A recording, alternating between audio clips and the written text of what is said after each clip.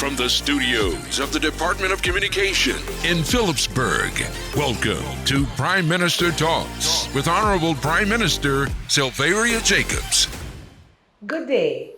This is Prime Minister Talks and I am Silveria Jacobs today with a very special guest as we have a very frank discussion as to the effects of COVID-19 from someone who has suffered the after effects and is still actually feeling some of the effects. I welcome to Prime Minister Talks MP Bijlani. MP, welcome to the program. Thank you, Honorable Prime Minister. It is indeed a sad thing to talk about COVID, but it's a pleasure to be here at your show. Yes, as a Council of Ministers, we've been having discussions as to we're getting the message out there, but not enough persons who have actually had COVID-19 are speaking up.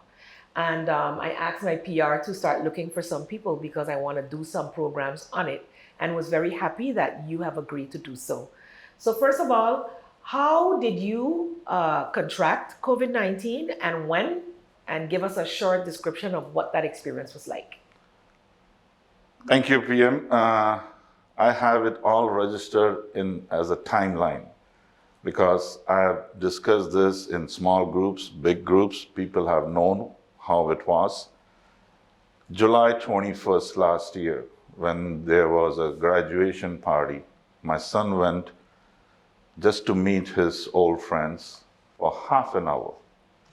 He never knew he got the COVID, but within 4 days, he calls me and tells me, I'm feeling a little dizzy, sick, and all that. I said, come over, let's see what happens. Let's go to a doctor. He comes over, we go to a doctor. Doctor says, better do a checkup. I said, oh, I've been with him too. Let me also go and get a check with him. So we both go, different cars. Now the precaution point starts. Now I'm feeling he must have had COVID, so let me start my precautions. We go in a different car, we get tested. The results in those days was taking hours, not within 2-3 hours you come to know. It was 9, 10, 12 hours to get to know your result. So 2 o'clock we checked it, till 9 p.m. there was no result. But at that moment, had I known now, I would have taken more precautions, but at that moment, I had put my guards down and me and my son sitting on the dining table, talking this and that. Results come at 9 p.m., he's positive, I'm negative. So I just called him and told him, you're positive, isolate yourself. 14 days he was quarantined, we gave him food, whatever was his need. Within a few days, 26th of July, I felt something itchy. I retested and I was positive. 26th July till August 2nd, I fought with my homemade remedies, ginger, garlics, onion, all those things, mix and match, whatever you do from childhood, we've been doing that. So I was using all of that and I was pretty good. But I just made few calls to my doctors. I'd say, hey, when is the max where if I reach to that level, what should I do? They said, just keep monitoring your oxygen level. If it goes anything below 90, or rather 92, give me a call. That was Dr. Nadri. I said, okay, doc. August 2nd morning, as soon as I got up, I went to the restroom, I put my monitor, and it was 89. I called him up, I said, doc, he said, rush to the hospital. I said, I'm positive COVID, how can I rush? So he sent me an ambulance, called the ambulance, and I got the ambulance. They came, they checked me, they rushed me there.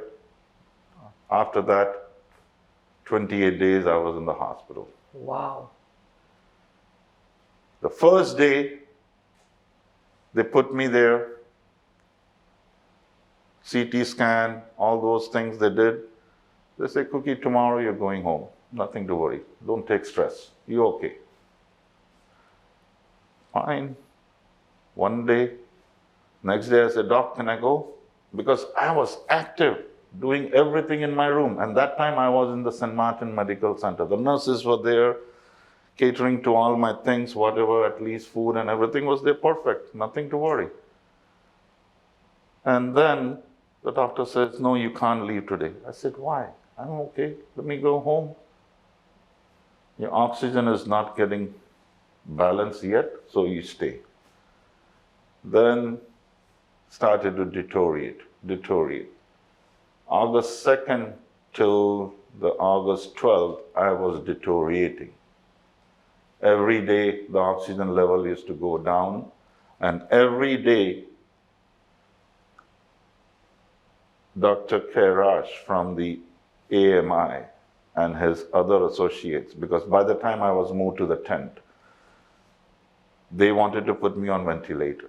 But he was the only one not putting me on ventilator because he was seeing me very active, doing exercise, dancing to music, eating my proper meals, doing my Breathing. everything I was doing. So he says, no, not today, let's put him tomorrow. But they were giving me strong steroids and other medications and blood thinners and all. So they were trying to keep me balanced over there. And then he decided and told my wife on August 12th, if he doesn't get better from today, then I'll put him on ventilator. Luckily, August 12th, that was yesterday, my wife's birthday, I got a good gift. Instead of she getting a gift, I started to feel better. August 12th is when I started to get better, but August 27th is when I came out. The life, 27 days, what I've gone through there, I want to wish people who are watching, please don't take COVID lightly. It is not a myth. It is nothing, but it is a deadly virus that can take lives. Numbers have proven. We have lost 39 people in our community. And every one of them who we have lost was dear to someone, a friend to someone. There is no difference of vaccinated, not vaccinated. You all stand correct in your thoughts. But just make a point that the person you are meeting, you don't know if he's vaccinated or not. Follow the protocols. Be vigilant. Normally, when we get home is where we drop the guards. And at that time, you don't know your family member who has come, where he is gone, who is he met. Might be the family member who has come from somewhere else. He's strong and he could take that virus. But a weaker person like me might not be able to take it and he will transfer it to me. Right. So better to keep the whole community safe and sound, maintain the protocols. Government is releasing protocols every day. Try to keep up with that. I think you're a very brave person. Actually taking up the whole first segment. I didn't know you were such a good talker. That's great. We'll definitely go into some more of what that experience is like and your message to the public of St. Maarten when we come back. This is Prime Minister Talks. Prime Minister Talks with Honorable Prime Minister Silveria Jacobs. This hurricane season, make a list of supplies and assemble them before hurricane strikes. Have enough food and water for each person for at least 3 days. Fill your prescriptions and have medicine on hand. Radios, batteries, and phone chargers are also must-haves. Gas up your vehicle and have cash on hand. For more information, visit stmartingov.org/hurricane. And for the latest coronavirus COVID-19 guidelines, visit stmartingov.org/coronavirus. This public service announcement is brought to you by the government of St. Maarten. Prime Minister Talks with Honorable Prime Minister Silveria Jacobs. Welcome back to Prime Minister Talks. I'm here, Prime Minister Jacobs, with our Member of Parliament, Sidharth, better known as Cookie Bijlani, a victim, let's say, someone who has actually gone through the ordeal of having COVID-19 last year. I didn't even realize that we're so close to the anniversary of when you actually suffered with it. So a year ago, MP Bijlani had COVID-19, and it is still something that lives with him. He experienced, I would like to talk to him a little bit about some of the symptoms he experienced, because he mentioned a little tickle, and the fact that we didn't have vaccines at the time. So MP, maybe you could tell us a little bit about what your symptoms were, and then we'll go into the vaccines. Sure. The symptoms in the beginning is basically some flu, sore throat. Then you have, if it's advancing, loss of taste, loss of smell, body aches, headache.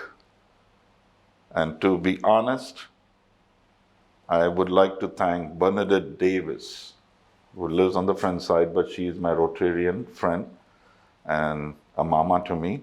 She brought some mangoes for me. That was a few days back.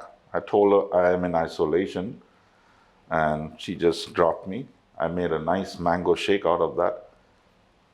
Having that mango shake, I believe, might be it's not right, I believe my taste, which I had lost a year ago, got back. Wow. So for a year, I had no taste. I was eating varieties of apples. To me, it was just like I'm eating something, but I could not find the taste in them. So that is one thing hard on you losing your taste and smell. For me, the smell is still not 100%, because my sense of smell was very high. I could smell a roach. And now I'm not able to catch up even a perfume smell. Wow. So I am just praying that within a short while, might be a gift from someone, might be Prime Minister, you could give me a nice perfume, and my smelling taste will come back. So these were the symptoms, and it happens that you always tend to go to a doctor for these, but give some time. Hopefully, with the time passes, you will get back your things. And what was the second point you had asked for? No, but I think we need to stop on that a minute, because what some people think is that every person will have the same symptoms. No. So that's another thing. I know, for instance, my son had minimal symptoms. I think diarrhea one day, eye ache, pain behind the eyes, body pain 2-3 days, young, healthy person, and it was over. Never had fever, never had respiratory issues. But then several weeks after he had recovered, he used to have asthma as a child. He suddenly got asthma again. So what some people are not realizing is that the virus, even though it leaves your body, whether you had symptoms or not, leaves your body in a deteriorated state. That's true. I know of persons who have been victims also who only suffered with diarrhea. When I say only, if you have diarrhea for a long time, it can cause serious damage. Ended up in hospital also for several weeks and ended up on dialysis. Yeah. So didn't have kidney problems before, but after having had COVID-19, now has kidney problems. Some didn't have heart problems before, now have heart problems. So for the reason I think it's important, you had the classic symptoms of flu-like symptoms and loss of taste and smell, but even today with the Delta, people are experiencing just a headache. Some are just experiencing diarrhea, or some are having the congestion and flu-like symptoms. Yeah. So this is just to tell the people of St. Maarten, anything that makes you feel unwell, and you may have been in contact with someone that may be positive, is something that you need to check out, get tested. MP mentioned just now that he just got the mangoes and was in isolation, and you may be wondering what he means by that. But recently he was also exposed to someone that had COVID-19 and put himself in isolation for a week, even though he's vaccinated. Yeah. And he's here in the room with me today and protecting me by wearing his mask still. That's so true. I think this is a great example of in close proximity where you have to be around people that you can continue to protect them by continuing to following the protocols you talked about. Yes. And today is my first day out. So 7 days I was asked to stay in isolation, and I behaved Like a good good like boy. a baby. Stayed home, but Eva from the CPS told me that you can be around with the people who have been vaccinated. Okay. So in my house, everyone is vaccinated, so nothing to fear there. But still, I was keeping myself distant from my mom, who's Elder. 80 years old. I didn't want her to get into any trouble. So I have a habit of getting a kiss from her every morning, every night. And for 7 days, I'm missing that. Hopefully from tomorrow, I'll start that. Very good. And you see, these are the sacrifices that we have to make as families, because I can remember distinctly last year when there was no vaccines, the only thing to do was stay away from people. Yeah. Completely stay away from people. And that's why today when people are saying, PM, you should shut down, I'm like, we're not at the same place where we were last year. That's true. We have to be careful, yes, with the fact that the hospital can become overburdened, the CPS can become overburdened, etc. And that's why the minister is working hard to make sure we have more facilities, that we get more persons to help the medical professionals. And as government, we're taking many, many, many steps. And it really hurts me, MP. And we need to take a break just now, though, and we'll talk about it more in the next segment, that people are constantly saying that government is mandating vaccines. The government of St. Maarten has not mandated vaccines. It's not within our laws to be able to do that within the kingdom. The French side has put in a health pass, which they are not yet putting into place. And we've had good discussions with them, but I think it's important that the people of St. Maarten understand that they still have a choice, but every choice we make has an effect on the people of St. Maarten. What do you think about that? Well, I believe the way you're thinking is pretty much correct. But say, for instance, tomorrow, the cruise lines, airlines start to put the mandatory things. Where are you going to go? If you need to fly, if you need to cruise, you'll have to take a vaccine shot. So all these, they are working at the WHO. They might come up with some guidelines. Today it is not mandatory. Tomorrow they might announce it. The government will have to follow the protocols, what the world is doing. And I believe, Prime Minister, the time what you are at now, you are doing a perfectly surrounded good job, especially with the minister, what you have now with the VSA. He is really trying to balance between the economical situation and the health situation. I really commend him also. He's doing a wonderful job. Thank you, thank you. We'll be right back. This is Prime Minister Talks, talking with MP Bijlani on his experience with COVID. Prime Minister Talks with Honorable Prime Minister Silveria Jacobs. Parents, it is back to school time, and this year, we want you to register your child to ride the school bus. The government of St. Maarten is improving the school busing service and reintroducing the use of school bus cards for the new school year. For more information and to register your child, go to stmartengov.org/register and ride. This public service announcement is brought to you by the Ministry of ECYS and the Ministry of TIAT. Are you busy with summer cleaning or preparing for the 2021 Atlantic hurricane season? Remember to clean and remove mosquito breeding sites and artifacts from your premises. Let us work together in keeping our communities mosquito-free. Join hands together across your community as we fight the COVID-19 pandemic. Let us collectively prevent a mosquito pandemic such as dengue, chikungunya, or Zika. Let's take action today. This public service announcement is brought to you by Collective Prevention Services.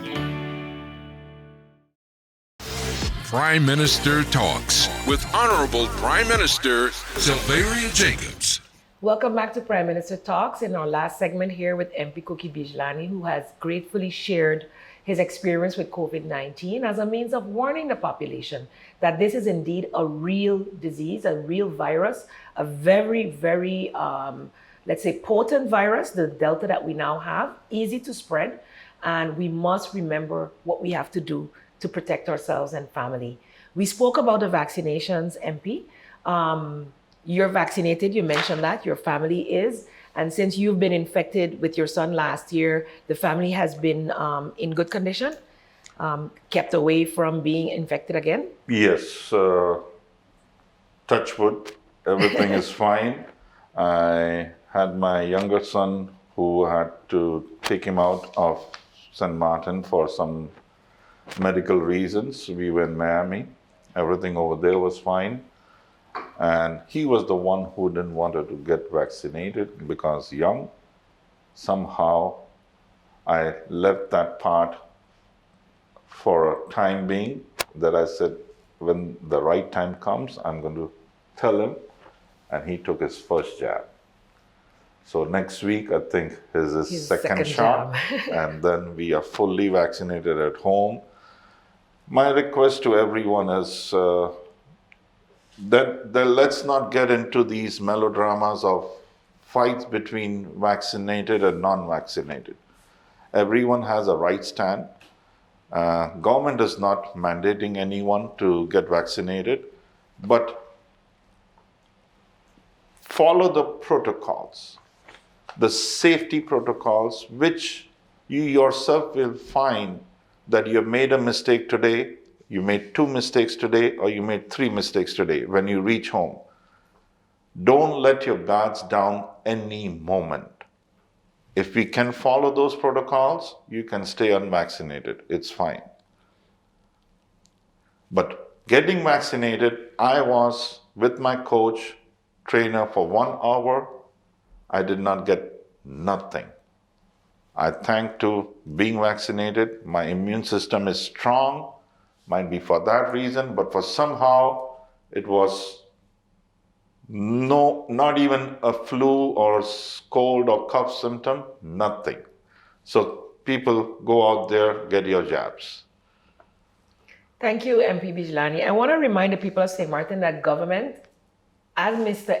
MP Bijlani mentioned, continue to promote the protocols. We have become a little more laid back over the past, let's say June, July months when the numbers went down. But since the middle of July, they have been climbing steadily again. We've had a lot of visitors. We've had people who've gone on vacation. So in between the times that we test, there have been times when the virus was able to come into the island. It is spreading again. It is spreading very rapidly. We've had already 4 or 5 deaths over the past week, which is 4 to 5 too many. We really cannot afford to lose more loved ones. Each family, as MP said, is feeling that pain. 39 families, and it can be any one of us. We must all know someone who has suffered or is having serious conditions or have died. So it is real. We are still offering free testing and free vaccinations. At the harbor, you can get tested from 8:30 to 11 from Monday to Friday. That's the lot before you get to the harbor. And on Saturdays at CPS from 8 to 11 a.m. every Saturday morning. You can get free testing as well. The vaccinations are still available right now only at CPS every weekday from 8:30 to 12 and from 1:30 to 3:30. It is very, very important that you make use of these opportunities.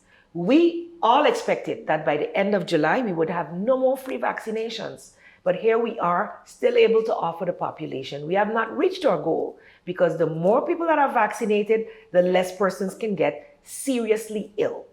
The vaccination gives us 95+% coverage. That means there's a small 5% chance that you can get ill and get sick and or die.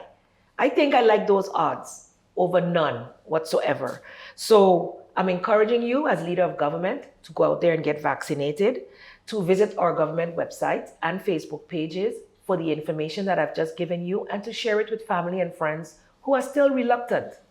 We had the possibilities that people were saying that we were making it mandatory and they should come out and protest, when it showed that the people of St. Maarten have their heads on and understand that it is not mandatory, not over here. But as you mentioned, we have to continue to see what is happening in the world and how it's being handled. I'd like to give you a minute to give some closing words to the people of St. Maarten. I know that as a member of parliament, you represent the people as well. And I'm hoping that seeing that you have suffered it, you've been in hospital for over a month, and that you've survived and now continue to uphold your measures even though you're vaccinated. You're a wonderful example for the people of St. Maarten. Thank you, Prime Minister. Yes, I would like to tell people, virus, from childhood we've been knowing about getting vaccinated for different things. Chickenpox, smallpox, polio. This is something else. The reason of this virus being into market very quick, I was at a talk show at the airport where somebody really gave a proper understanding to it. Normally, to get a vaccine out in the market approved, it takes 15, 20 years. It goes through 6 phases. All 6 phases, either money or volunteers to work with, is a big loophole. To get those is what takes 15, 20 years. With COVID, they didn't have that issue. Over 100 million was available. Over 45,000 volunteers were available. So all the phases were started in the same timing. That's why within a year and a half or 2 years, the vaccine was able to give the results what they're looking for, and it came out in the market. And that's the reason this vaccine was out in the market within 2 years.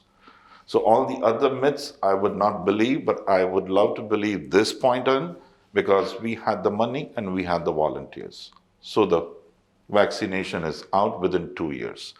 And I would love that our country is vaccinated. Please go out and do your duty. Thank you. Thank you, MP Bijlani, for that very good endorsement of the vaccine. You gave us some medical background that I didn't know about, but I do know for sure that many people didn't know that there were many other strains of coronavirus already existing before this 19th one came out in 2019. That's why they call it coronavirus 19. When we started, there were 7 or 17 others that they were testing for here on St. Maarten. So the process to come to a vaccine was already ongoing when COVID-19 hit. And so it was not shorter than normal.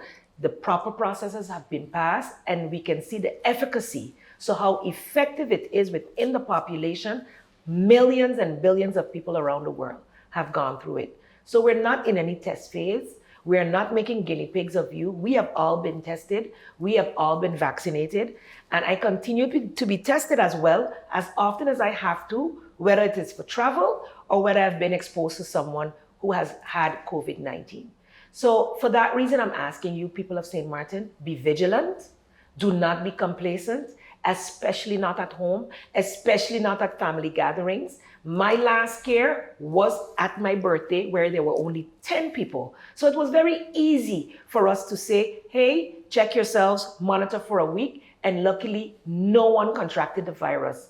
Almost all of us, 9 out of the 10, were vaccinated. And I'm very, very grateful that no one within my family circle got COVID at my birthday, which was so small, which was well ventilated. The guilt you would have to live with if you have passed it on to someone and they pass away is inconceivable to me.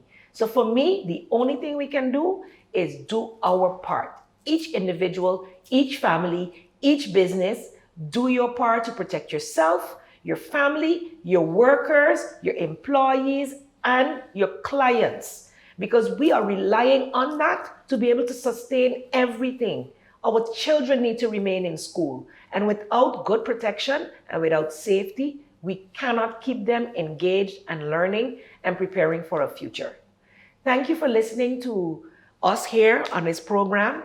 We as Government of St. Maarten will continue to bring as many examples of survivors, but maybe even persons who are willing to come on to talk about having lost a loved one.